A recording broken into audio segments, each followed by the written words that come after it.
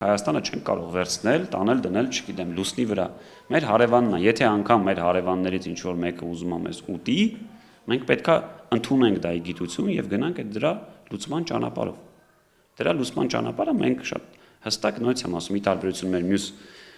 քաղաքական դաշտի կուսակցությունների, մենք ասում ենք, որ մենք ասում ենք դա ազատ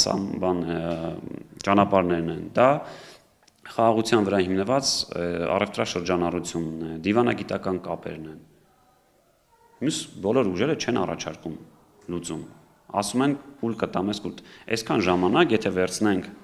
այդ տրամաբանությամբ, մոտ 30 տարի հայաստանության սահմանը փակ է, հսկայական, մոտ 70-80%-ը փակ է։ Եթե Վրաստանի ու Իրանի փոքր հատվածը հանենք, ժողովուրդ ջան, հələ որ մենակ մեր հարևաններն են զարգացել այս ընթացքում։